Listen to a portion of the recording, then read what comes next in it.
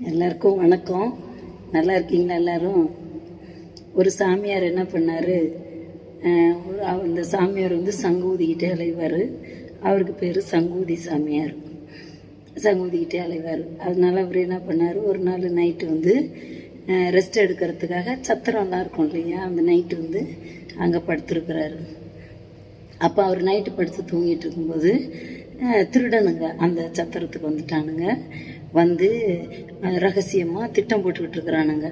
இது மாதிரி இன்னைக்கு இங்கே இந்த இடத்துக்கு திருட போகணும் அப்படின்னு சொல்லி திட்டம் போடுறதை இவர் ஒட்டு கேட்டுக்கிட்டாரு. உடனே இவர் என்ன பண்ணார், சாமியார் தொழிலில் ஒரு வருமானமும் இல்லை, எதுவுமே கிடையாது, என்னடா பண்ணுறதுன்னு யோசிச்சுட்டு இருந்தேன்.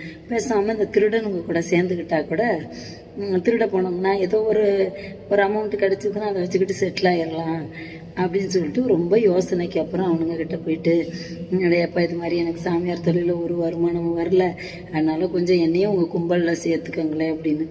ஆனால் எல்லாம் முடியவே முடியாதுன்ட்டானுங்க. ஐயோ உங்கள் வேலைக்கெல்லாம் எங்கள் வேலைக்கு உங்களுக்கும் ஒத்து வராது.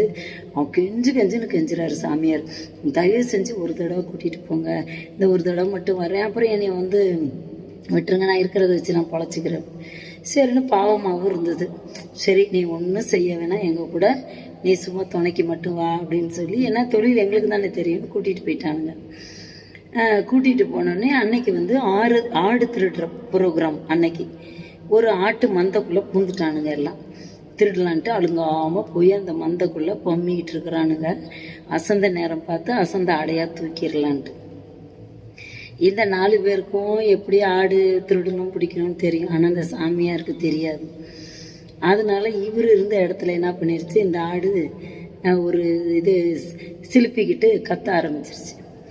உடனே இவர் என்ன பண்ணிட்டார், மற்ற திருடனுங்களாம் சத்தம் அழுங்காமையே சங்கப்பிடிங்கிறானுங்க. இவனுங்க சங்கப்பிடின்னு சொன்னது ஆட்டோட கழுத்தப்பிடின்னு அர்த்தம். அவர் ஏற்கனவே சங்கூதி சாமியாரா எடுத்து போன்னு சங்க ஊதிக்கிட்டாரு.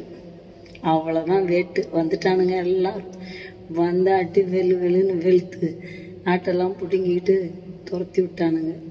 இதுலேருந்து நம்ம என்ன கற்றுக்குறோம் அப்படின்னா, என்றைக்குமே தொழில் தெரிஞ்சவங்கள பக்கத்தில் வச்சுக்கணும். தொழில் தெரியாத யாரையாவது கூட்டிகிட்டு போனோம் அப்படின்னா, அவங்க ஒரு விதத்தில் ஒரு சாமியார், அவர் ஒரு விதத்தில் பெரியவர், ஆனால் இவங்க 2 பேருக்கும் ஒத்து வராது. அது மாதிரி நம்மளோட வேலைக்கு நம்மளோட யார் ஒத்து வர்றாங்களோ, யார் நல்லா அந்த வேலையில் பழகுனாங்களோ அவங்கள வச்சுக்கிட்டா தான் நம்ம தப்பிச்சோம். இல்லைன்னா இந்த திருடனுங்க மாட்டின மாதிரி மாட்டிக்கிட்டு அவன் சங்க பிடிங்க, இவர் சங்க பிடினா இவருக்கு தெரிஞ்ச சங்கு இதுதான், எடுத்து ஊதுன்னு பூமுன்னு ஊதி எல்லாத்தையும் மாட்டி விட்டார். அது மாதிரி நம்மளும் மாட்டிக்குவோம். வாழ்க்கையில் முன்னேறணும்னா நம்ம எந்த ஆளை கூட்டிகிட்டு போகிறோமோ அது ரொம்ப முக்கியம்.